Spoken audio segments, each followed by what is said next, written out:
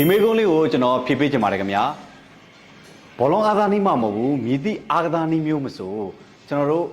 nutrition ကိုတေချာပြန်လဲမှီဝဲတင်ပါတယ်ခင်ဗျာဘာကြောင့်လဲဆိုရင်ကျွန်တော်ထွေနေတွေပြင်းပြထန်ထန်လုပ်တဲ့အခါမှာချက်သားကြီးနာကျင်လာမယ်ကြိုက်ခဲလာမယ်ညောင်းညလာမယ်ခန္ဓာကိုယ်ကလိုအပ်လာတဲ့အာဟာရဓာတ်တွေရှိလာနိုင်တယ်အဲ့ဒါကြောင့်မလို့ဖြည့်တင်းတဲ့အခါမှာ supplement ကိုသုံးဆွဲတင်ပါတယ်ခင်ဗျာဘယ် supplement ကိုသုံးဆွဲတင်လဲဆိုရင် protein ရှိမယ် BCA ရှိမယ်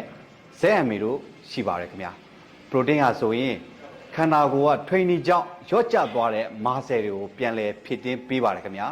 BCA ဟာဆိုရင်ကြွက်သားနာကျင်မှုကို require ပြန်ယူပေးပါတယ်ခင်ဗျာဇက်အမီဟာဆိုလို့ရှိရင်ကျွန်တော်တို့ခန္ဓာကိုယ်မှာကုံဆုံးသွားတဲ့ magnesium ဓာတ်တွေကိုပြန်လဲဖြည့်ဆင်းပေးပါတယ်ခင်ဗျာ free product မှာရရှိမဲ့ပစ္စည်းလေးကတော့ gainer ရှိမယ် BCA ရှိမယ်ဇက်အမီတို့ရှိပါတယ်ခင်ဗျာသိချင်တဲ့မေကွန်လေးများရှိရင်ကုန်းမအောင်မှာဝေရေးလို့ရပါတယ်ခင်ဗျာနောက်ဗီဒီယိုလေးမှာကျွန်တော်တို့ပြန်တွေ့ကြပါမယ်ကျေးဇူးတင်ပါတယ်ခင်ဗျာ